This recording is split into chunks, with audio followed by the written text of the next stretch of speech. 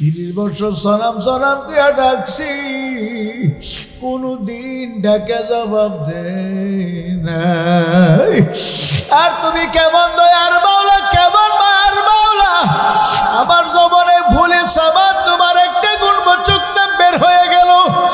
ও মালিক, তুমি ডাকে জবাব দিলা। হে দয়ার মাওলারে ভুলি আমি কার পাগল হইলাম। এখন কান্দে আর বলে, মালিক আমি তোমারে বললা আজকে দুনিয়ার সনামের পাগল হয়েছিলাম, আজকে তোমার দরবারে ফিরে আসলাম, আমি আর তোমার দরবার সারিয়া যাব না। আমার আল্লাহ বলে, হে বান্দা যা যা, তুই যখন আমার দরবারে ফিরেই গেলে, আমার দরবারে ফিরে আসলে, আমার দরবারে যখন মাপ চাইলে বান্দা যা, আমিও মাওলা ঘোষণা করলাম তোর পিছনে সমস্ত গুনাহ মাফ করিয়া দিলাম। হে আমার বাজান, হে আল্লাহু আকবার, হে আমার মুরব্বী বাবারা, যুবক ভাইয়েরা, পর্দার অন্তরালের মা বোনেরা, আমার মাওলা বড় দয়ার মাওলা, বড় মায়ার মাওলা। মাওলা তো বন্দাবান্দির দিকে তাকায় রয়েছে। কখন বন্দাবান্দি আল্লাহকে আল্লাহকে ডাক দে, কখন বন্দাবান্দি আমার মাওলার কোরআন তেলাওয়াত করে, কখন বন্দাবান্দি আমার মাওলাকে আল্লাহু আকবার কইয়া ডাকে। আজকে আমরা নাক ডেকে ঘুমাই। মাদ্রাসায় গুলাতে আসলে দেখতে পারবেন, রাত্র যখন 3টা 3:30 বাজে যায়, তখন হেফজখানার ছাত্ররা আর ঘুমায় থাকতে পারে না।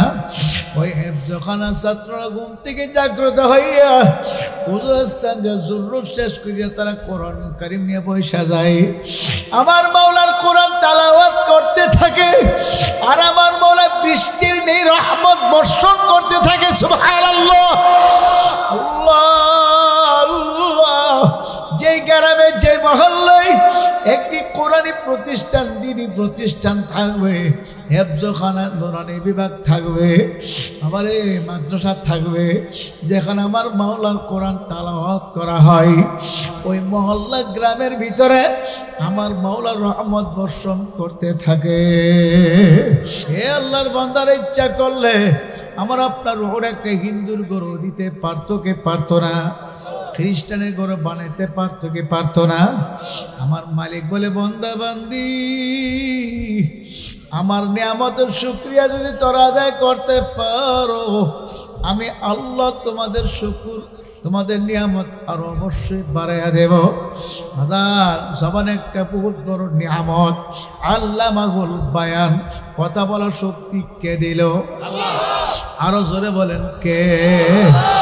আমার মাওলার দেওয়া জবান দিয়ে আমার মালিক বলে, বান্দা বান্দি আমার দেওয়া জবান দিয়ে আজকে তোর আব্বুকে আব্বুকে ডাকছো, তোর আব্বুর পরানটা ঠান্ডা হয়ে গেল। আম্মুকে আম্মুকে ডাকছো, তোর আম্মুর পরান ঠান্ডা হয়ে গেল। দাদাকে দাদাকে ডাকছো, দাদার পরান ঠান্ডা হয়ে গেল। নানারা নানাকে ডাকছো, নানার পরান ঠান্ডা হয়ে গেল। ভাইয়ারে ভাইয়াকে ডাকছো, তোর ভাইয়ের পরান ঠান্ডা হয়ে গেল। আমি মালিক তোরে জবান দিয়ে কি দোষ করলাম? আমাকে একবার আল্লাহ বলে একটা ডাকো দিলি না। হে নিমুখারামের দলেরা, আমি মাওলা তো তোর বিচার ছায়া ছায়া দেখতে আছে। আমি মাওলা তোর দিকে তাকায় রয়েছি, কখন কোন সময় তুই আল্লাহ কইয়া ডাক দিবি। ডাক দেন আল্লাহ। আমার মালিক যখন ডাক দে আল্লাহ, আল্লাহকে ডাক দেওয়ার সঙ্গে সঙ্গে মালিক জবাব দেয়, লাব্বাইকা ইয়া আব্দি, সুবহানাল্লাহ। এরে বান্দা আমার কেন ডাকছো? আমি তোর কাছে হাজির। আল্লাহ বাজার বনি ইসরায়েলের যুগে এক ব্যক্তি 30 বছর পর্যন্ত মূর্তির পূজা করলো। 30 বছর সানাম নামক মূর্তির সামনে দাঁড়ায়া দাঁড়ায়া ইয়া সানাম ইয়া সানাম ইয়া সানাম করে ডাকলো। কোনোদিন সানামের তার ডাকে জবাব দেয় না। একদিন ভুলে তার জবানে ইয়া সানামের পরিবর্তে আল্লাহ রাব্বুল আলামিনের একটি গুণবাচক নাম ইয়া সামাদ শব্দ বের হয়ে আসলো। যেই মাত্র ডাক দিল ইয়া সামাদ, এমনি উপর থেকে জবাব আসলো লাব্বাইকা ইয়া আব্দি, ও বান্দা আমি তোর কাছে হাজির। ওই মূর্তি পূজক একটা সাজদা দিয়া বলল মালিক 30 বছর সনাম সনাম দিয়া ডাকছি, কোনদিন ডাকে জবাব দে নাই। আর তুমি কেমন দয়ার মাওলা, কেমন মায়ার মাওলা, আমার জবানে ভুলে সামাদ তোমার একটা গুণবাচক নাম বের হয়ে গেল। ও মালিক তুমি ডাকে জবাব দিলা, হে দয়ার মাওলারে ভুলি আমি কার পাগল হইলাম। এখন কান্দে আর বলে মালিক আমি তোমার বইলা আজকে দুনিয়ার সনামের পাগল হয়েছিলাম, আজকে তোমার দরবারে ফিরে আসলাম, আমি আর তোমার দরবার সারিয়া যাব না। আমার আল্লাহ বলে হে বান্দা যা যা, তুই যখন আমার দরবারে ফিরেই গেলে, আমার দরবারে ফিরে আসলে, আমার দরবারে যখন মাপ চাইলে বান্দা যা, আমিও মাওলা ঘোষণা করলাম তোর পিছনে সমস্ত গুনাহ মাফ করিয়া দিলাম। হে আমার বাজান, হে আল্লাহু আকবার, হে আমার মুরব্বী বাবারা, যুবক ভাইয়েরা, পর্দার অন্তরালের মা বোনেরা, আমার মাওলা বড় দয়ার মাওলা, বড় মায়ার মাওলা। মাওলা তো বান্দাবান্দির দিকে তাকায় রয়েছে। কখন বান্দাবান্দি আল্লাহকে আল্লাহকে ডাক দে, কখন বান্দাবান্দি আমার মাওলার কোরআন তেলাওয়াত করে, কখন বান্দাবান্দি আমার মাওলাকে আল্লাহু আকবার কইয়া ডাকে। আজকে আমরা নাক ডেকে ঘুমাই। মাদ্রাসাগুলাতে আসলে দেখতে পারবেন রাত্র যখন 3টা 3:30 বাজে যায়, তখন হেফজখানার ছাত্ররা আর ঘুমায় থাকতে পারে না। ওই হেফজখানার ছাত্ররা ঘুম থেকে জাগ্রত হইয়া উজুস্তান জরুর শেষ করিয়া তারা কোরআন কারীম নিয়ে বসে যায়। আমার মাওলার কোরআন তেলাওয়াত করতে থাকে, আর আমার মাওলা বৃষ্টির নেই রহমত বর্ষণ করতে থাকে। সুবহানাল্লাহ, আল্লাহ আল্লাহ। যেই গ্রামে যে মহল্লায় একটি কোরআনী প্রতিষ্ঠান, দ্বীনি প্রতিষ্ঠান থাকবে, হেফজখানা নুরানি বিভাগ থাকবে, আবার মাদ্রাসা থাকবে, যেখানে আমার মাওলার কোরআন তেলাওয়াত করা হয়, ওই মহল্লা গ্রামের ভিতরে আমার মাওলার রহমত বর্ষণ করতে থাকে। আমার মাওলার রহমত শুধু মানুষই পাই না, আমার মাওলার রহমত পশু পাখি জীবজন্তুও পাই। আমার মাওলার রহমত সমস্ত মাখলুকাতে বন্টন করিয়া পাই। আমার মাওলার রহমত দৃষ্টির নিরাজিল করা আম্মা জান আয়েশা সিদ্দিকা রাদিয়াল্লাহু তাআলা আনহা দেখে আল্লাহর হাবিব একদিন তার কামরার দিকে আসতে আছে। আম্মা জান আয়েশা রাদিয়াল্লাহু আনহা দেখে আল্লাহর হাবিবের গায়ে মুষলধারে বৃষ্টি পড়তে আছে। হুজুরের শরীর মুবারক, জামা মুবারক বৃষ্টি পানিতে ভিজে গেছে। আল্লাহর হাবিব আলাইহিস সালাম যখন আম্মা জান আয়েশা রাদিয়াল্লাহু আনহার ঘরে ঢুকলেন, আম্মা জান হযরত আয়েশা দেখেন নবীজির গায়ে কোনো পানির আলামত নাই, কোনো পানির কোনো আলামত নাই, বৃষ্টির কোনো আলামত নাই। আম্মা জান হযরত আয়েশা বলেন, ইয়া রাসূলুল্লাহ, আমি যেন দেখতেছিলাম আপনার গায়ে মুষলধারে বৃষ্টি পড়তে আসছিল, আমি আপনার জন্য কাপড় প্রস্তুত করে রাখছি, আপনি ঘরে ঢুকবেন, কাপড় পরিবর্তন করা লাগবে। কিন্তু এখন আমি কি দেখতে আসি, আপনার জামা মুবারক, শরীর মুবারক একেবারে শুকনা, পানির কোনো আলামত দেখা যায় না। আল্লাহর হাবিব বলেন, আয়েশা, তুমি আমার উপর যে বৃষ্টি পড়তে দেখছিলাম, এটা দুনিয়ার কোনো পানি বৃষ্টি নাই, এটা হলো আমার মাওলার রহমতের বৃষ্টি। সুবহানাল্লাহ, আমার মাওলা বৃষ্টির রহমত বর্ষণ করছে, এটা তোমাকে আমার মাওলা বসিরত দান করছে, অন্তর চক্ষু তোমাকে মাওলা দান করছে, এই জন্য দেখতে পারছো। যেরকম সুবহানাল্লাহ। আরে যে রোজাদারের পাশে যেরকম সুবহানাল্লাহ, যখন হাদিস পড়াতে যায় কোনো হাদিসের মর্ম পুরোপুরি বুঝে আসতো না, তখন তিনি হাদিসের দর্শ থেকে উঠা রসুলের পাকের রওজার পাশে বসে মুরাকাবা করতেন, তারপর গিয়ে হাদিসটা বুঝাইয়া দিতেন। ছাত্ররা বলতেন, হুজুর আপনি হাদিসের দর্শ থেকে উঠা ওখানে যায় মুরাকাবা করলে কি হয়তো, আপনি আবার আয়েশা হাদিস বুঝাইয়া দিতেন। তখন মদিনী রহমাতুল্লাহ আলাইহি বললেন, আমি ওখানে যে মুরাকাবা করলে আল্লাহর হাবিব আমাকে হাদিসের মর্ম পরিষ্কার বুঝাইয়া দেয়। সবাই বলেন সুবহানাল্লাহ। এ আল্লাহর বান্দারা, আল্লাহু আকবার। গত কয়েকদিন আগে গত 23 তারিখ পরশুদিন আল্লাহর হাবিব সাল্লাল্লাহু আলাইহি সাল্লামের রওজা বাইতুল্লাহ জিয়ারত করে আসছি। আল্লাহর হাবিবের রওজার পাশে যখন গেলাম অন্তরটা জোড়ায় গেল, ঠান্ডা হয়ে গেল। আল্লাহ আল্লাহ। কিন্তু উম্মত আল্লাহর হাবিবের আল্লাহু আকবার দিনের ব্যাপারে কোনো চিন্তা নাই। আল্লাহর হাবিবের রাখা দিন আজকে উম্মতের চোখের সামনে ধ্বংস হয়ে যাইতে আছে। আজকের দিনকে দুনিয়ার থেকে বিদায় করার জন্য ষড়যন্ত্র চলতে আছে, কিন্তু মুসলমান দুনিয়ার তাগতের পিছনে ঘুইরা আল্লাহর হাবিবের দিনকে তারা জলাঞ্জলি দিতে আছে, ঠিক নেই? এই অবস্থা থেকে পরিত্রাণ পাওয়ার জন্য বাজার আমি আপনাদের হাতে পায়ে ধরে বলিয়া থইয়া যাই, মদিনার দিন যেন মদিনায় ফিরিয়া না যাই। বাবার দিনের ওপর চলা লাগবে, দিনের গোড়ে পানি ঢালা লাগবে, দিনের গোড়া রক্ত ঢালা লাগবে। বাবা দুনিয়ার কোনো টিউবওয়েলের পানি না, চকের পানি ঢালা লাগবে। আল্লাহর হাবিব সাল্লাল্লাহু আলাইহি ওয়াসাল্লাম বদরের যুদ্ধে অংশগ্রহণ করলেন। 313 জন সাহাবী নিয়ে রাসূল যুদ্ধ করলেন। ওই বদরের প্রান্তে আল্লাহু আকবার 313 জন সাহাবীর মধ্যে একজন মুনাফিক ছিল না, সবাই ছিল পাক্কা মুমিন মুসলমান, ঠিক কি? 313 জন সাহাবী যুদ্ধ লিপ্ত হইল। আমার মাওলা ফেরেশতাদেরকে নাজিল করলো। ওই ফেরেশতারা যে পাহাড়ের উপর নাজিল হইল, ওই পাহাড়ের নাম জাবালে মালাইকা, একেবারে ভালো আর ভালো। জানে পাহাড়ের উপর থেকে ফেরেশতারা সাহাবাদের পক্ষে যুদ্ধ করলো। 1000 কাফের পরাজিত হয়ে গেল।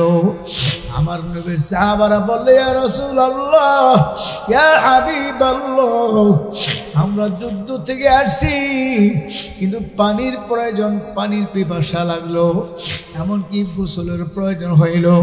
হুজুর কুয়া একটা সন্ধান পাইছে, ওই কুয়ার পানি একেবারে নিচে এবং ময়লা, খাওয়া যাবে না, গোসল করার উপযোগী না। আল্লাহর হাবিব কুয়ার কিনারে আসলেন, আয়েশা কুয়ার দিকে রাসূল তাকাইয়া কুয়ার ভিতরে থুতু নিক্ষেপ করলেন। থুতু নিক্ষেপ করার সঙ্গে সঙ্গে কুয়ার পানি উতলাইয়া গলা পর্যন্ত আয়েশা গেল। সুবহানাল্লাহ। আল্লাহর হাবিব দেখে ওই কুয়ার পানি আয়নার মতো পরিষ্কার হয়ে গেল। সাহাবাদেরকে বলো, তোমরা পেট বইরা পান করো, মন বইরা গোসল করো। সুবহানাল্লাহ। আবারে ওই কুয়ার কিনারে বসেছিলাম, কুয়ার পানি পান করলাম, এত মজা। আল্লাহু আল্লাহ। আমার মাওলা আমাদের জন্য কত নিয়ামত রাখলো, আমার নবীর দ্বারা কত নিয়ামত, কত নিয়ামত আমার মাওলা আমাদেরকে দিল, আমার নবীর দ্বারা কত নিয়ামত আমাদেরকে মাওলা খাওয়াইলো।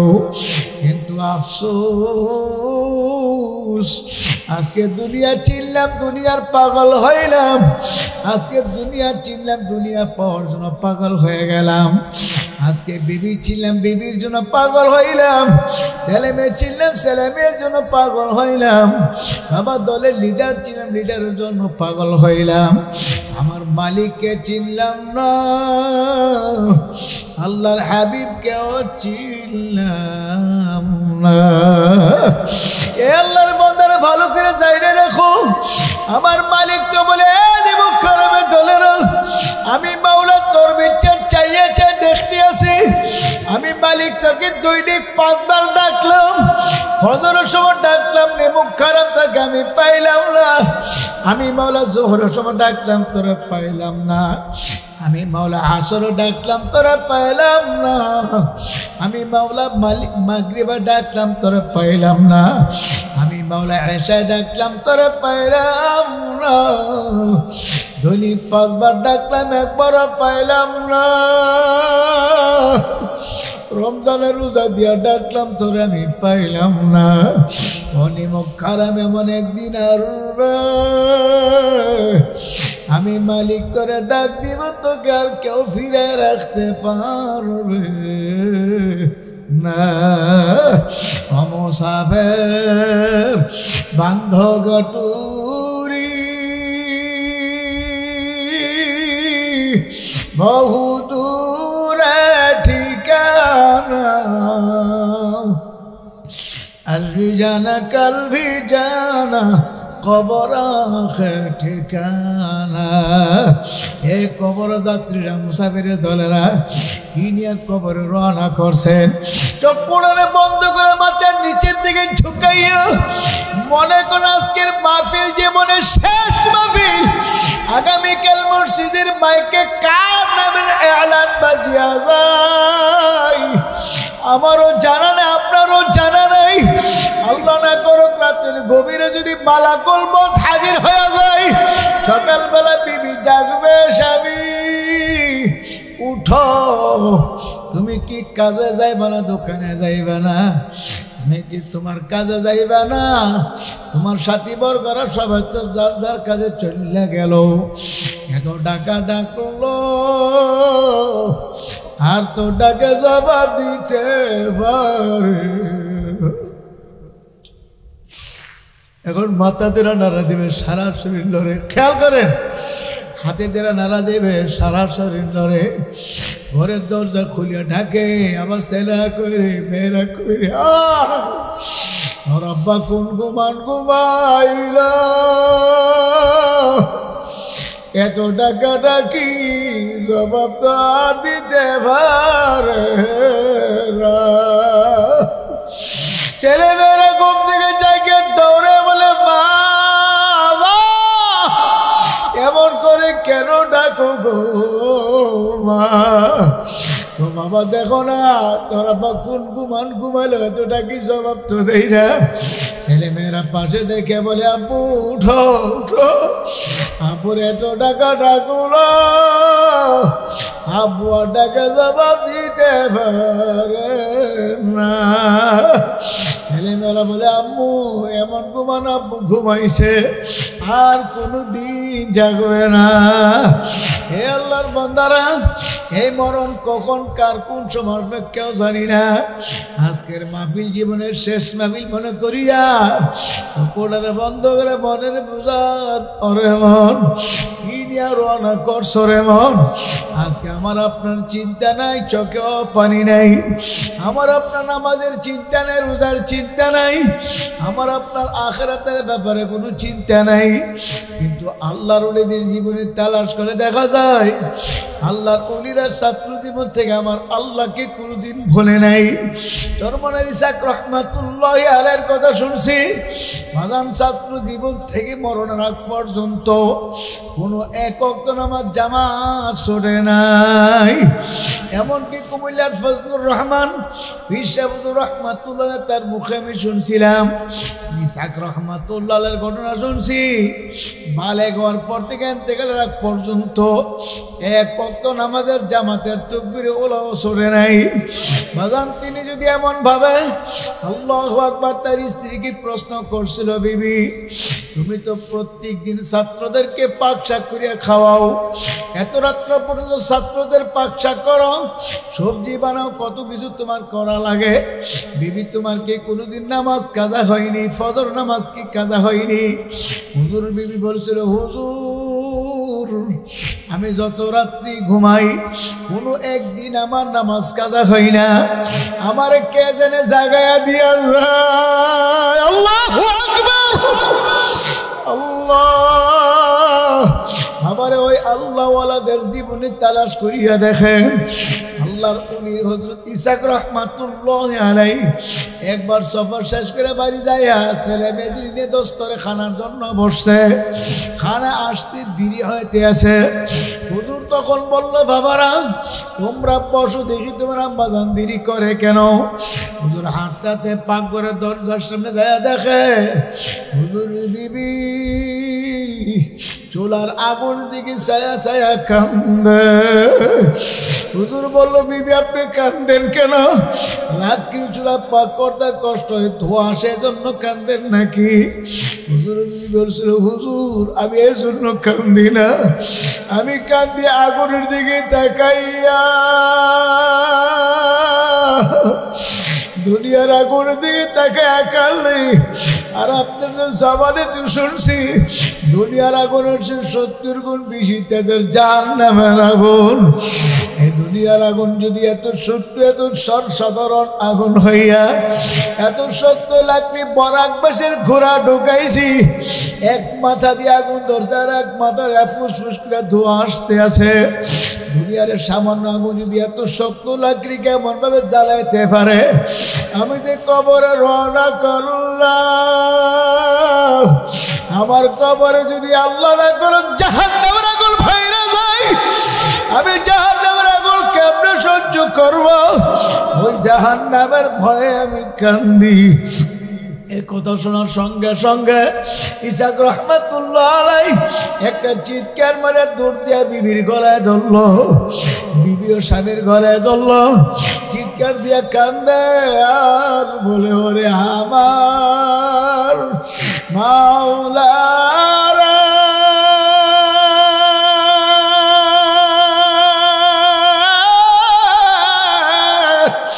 ওরে আমার মাবুদ রে, তুমি যদি মাফ না করো এ আগুন কেমনে সহ্য করব রে? সৈয়দ ফজলুল করিম রহমাতুল্লাহ আলাইহি বলে, ব্যাপার কি? বাবাজান গুলো বাবাজানও কেন আসে না? বললো, ভাইয়ারা বোনেরা তোমরা বসো, দেখি বাবাজান গেল সেও কেন আসে না? হুজুর আত্মাতে পাগরে দরজার সামনে যাইয়া দাঁড়া দেখে মা বাবাজানের গলা দিয়ে কান্দে, বাবাজান মার গলার দিয়ে কান্দে, চোখের পানি ছাড়ে। ওই চুলার আগুনের দিকে চেয়ে যায় কান্দে আর বলে, ওরে আমার মাওলা রে,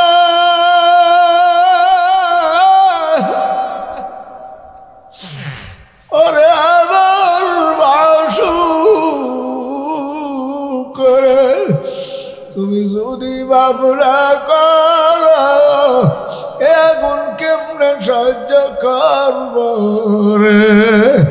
যাদের নামাজ কাজা নাই, জামাতে তাকবীরুল্লাহ ছুটে নাই, তারা যদি আমার মাওলার ভয়ে জাহান্নামের ভয়ে এমন ভাবে কাঁদতে পারে, আমার আপনার চোখে কেন পানি আসে না?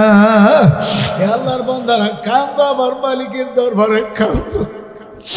আল্লাহর হাবিব বলেন, মান বাকা মিন খাশিয়াতিল্লাহি হারামাল্লাহু তিলকাল আইনা আলান নার। মাওলার ভয়ে জাহান্নামের ভয়ে যে চক্ষু পানি আসবে, যে চক্ষু দিয়া কাঁদবে পানি আসবে, আমার মালিক তার চোখের জন্য জাহান্নামের আগুন হারাম করিয়া দিবে। জোরে সুবহানাল্লাহ।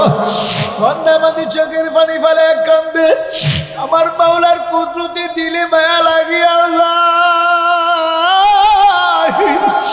আমার মালিক তার কুদরতি হাত দিয়া বান্দা বান্দির চোখের পানি মুছিয়া মুছিয়া রাখে। কিয়ামতের ময়দান যেদিন কায়েম হইবে, সেদিন আমার মালিক কিয়ামতের ময়দানে জাহান্নামকে হাজির করবে। সেই কিয়ামতের ময়দানে সূর্যকে কিয়ামতের ময়দানে ভোর দিয়ে ছাইরা দিবে আল্লাহ। যে সূর্য দুনিয়াতে 9,30,00,000 মাইল উপরে, এই সূর্যের তাপে দুনিয়ার মধ্যে আল্লাহু আকবার, সূর্যের তাপে জমিটা পড়তে পড়তে তামা হয়ে যাইবে। এই দুনিয়ার গরম সইতে করতে পারি না, সূর্যের তাপ কেমনে ওই দিন সহ্য করব। ওই অবস্থার মধ্যে আমার মালিকের দরবারে কাঁদতে থাকবে।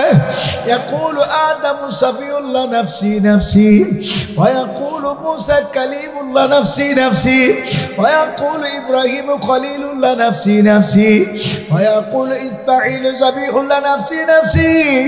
সমস্ত নবী রাসূল কাঁদবে আর বলবে, মালিক আমার উপায় কি, আমাকে বাঁচাও। একমাত্র আমার আপনার নবী উম্মতের কান্নারি রাহমাতুল লিল আলামিন ওই জাহান্নামের আওয়াজ শুনে সূর্যের তাপের অবস্থা দেখা আমার মালিকের দরবারে সিজদা করে কাঁদবে আর বলবে, ইয়া রাব্বি হাবলি উম্মতি। আল্লাহ, ও আমার আল্লাহ, আমার উম্মতের উপায় কি? তোমার জাহান্নামকে ফিরাও, সূর্যকে থামাও, আমার উম্মত গুলারে বাঁচায়া দাও। আল্লাহর হাবিবের কান্দনে আল্লাহু আকবার, আমার মাওলার আরশটা থর থর করে কাঁপতে থাকবে। ফেরেশতারা চিৎকার করে কাঁদবে আর বলতে থাকবে, ও আমাদের মালিক, আপনার বন্ধু কাঁদে, আমরা তো সহ্য করতে পারি না। আমার মালিক বলবে, হে জিবরাইল, যাও আমার বন্ধুর কাছে যাও, আমার বন্ধুর মাথা মোবারক উঠায় বলো আমার বন্ধু যেন আর না কান্দে। আমার বন্ধুর হাতে পানি দিয়ে বলো বন্ধু যেন পানি জাহান্নামের গ্যাস ছিটাইয়া দে।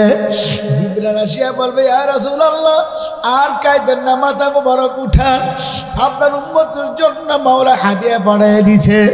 আল্লাহর হাবিব মাথা মোবারক উঠে বলবে, হে জিবরাইল, কি হাদিয়া আনছো? হুজুর ধরেন পানি জাহান্নামের গ্যাস ছিটাইয়া দেন। আল্লাহর পয়গম্বর পানি হাতে নিয়ে জাহান্নামের গ্যাস ছিটাইয়া দিলে জাহান্নামের আগুন কেট কেট করে পিছিয়ে যাবে, সূর্যের তাপটা ধ্যাপ করে ঠান্ডা হয়ে যাবে। আল্লাহর হাবিব বলবে, মালিক এই পানি কোন রহমতি বরকতি পানি যে জাহান্নামের গ্যাস 70,000 শিকল লাগাইয়া এক এক শিকলে 70,000 ফেরেশতারা আটকা রাখতে পারে না। এই পানি দিয়ে ছিটা দেওয়ার পরে জাহান্নাম পিছায় গেল, কোন রহমতি বরকতি পানি? আমার আল্লাহ বলবে, বন্ধু রহমতি বরকতি পানি না, এই পানি জহরিয়া মাদ্রাসার মাহফিলে পয়সা পয়সা আমার কুতুবী বন্দারা বান্দিরা চোখের পানি ফেলায় ফেলায় কাঁদছে। আমার বন্দা বান্দির চোখের পানি আমার কুদরতে হাত দিয়ে মুছিয়া মুছিয়া জমা করিয়া রাখছি। আমার বন্দা বান্দিরা বিভিন্ন জায়গায় বিভিন্ন ভাবে কাঁদছে। আমার কুতুবী বন্দা বান্দির তাহাজ্জুদে সিজদা করিয়া কাঁদছে। আল্লাহ, আমার বন্দা বান্দির চোখের পানি কুদরতে হাত দিয়ে মুছিয়া জমা করে রাখছি। দুনিয়ার বাড়ি ঘরে আগুন লাগলে তেমন পানি ছাড়া নিবানো যায় না। আমার আপনার গুনার কারণে যে জাহান্নামের আগুন জ্বলছে, চোখের পানি ছাড়া ঠান্ডা হবে না। আল্লাহর বান্দারা বলতে পারেন, হুজুর আমার তো চোখে পানি আসতে চাই না, আমার দিলটা তো পাথরের চেয়ে বড় শক্ত। হুজুরের শক্ত পাথুরা দিল কিভাবে নরম করা যায়? আল্লাহর হাবিব বলেন, লিকুল্লি শাইইন সাকালা ওয়া সাকালাতুল কুলুবি যিকরুল্লাহ। যেমন দুনিয়ার কোনো কিছু যদি ময়লা হয়ে যায়, ওই ময়লাযুক্ত বস্তুকে পরিষ্কার করার জন্য সাবান সোডা আছে, রেত আছে, যেমন ঠিক তেমনি ভাবে কলবের ভিতরে গুনার ময়লা পড়ে চাক্কা হয়ে গেছে, এটা এমনি নরম হইতে চাবে না। মাওলার জিকিরের ধ্বনি, মাওলার জিকিরের ধাক্কা যদি কলবের মধ্যে মারার মতো মারতে পারো, ওই কলব নরম না হয়ে পারবে না। লা ইলাহা ইল্লাল্লাহ, লা ইলাহা ইল্লাল্লাহ, লা ইলাহা ইল্লাল্লাহ, লা ইলাহা ইল্লাল্লাহ, লা ইলাহা ইল্লাল্লাহ, লা ইলাহা ইল্লাল্লাহ, লা ইলাহা ইল্লাল্লাহ, লা ইলাহা ইল্লাল্লাহ, লা ইলাহা ইল্লাল্লাহ, লা ইলাহা ইল্লাল্লাহ, লা ইলাহা ইল্লাল্লাহ, লা ইলাহা ইল্লাল্লাহ, লা ইলাহা ইল্লাল্লাহ, লা ইলাহা ইল্লাল্লাহ, লা ইলাহা ইল্লাল্লাহ,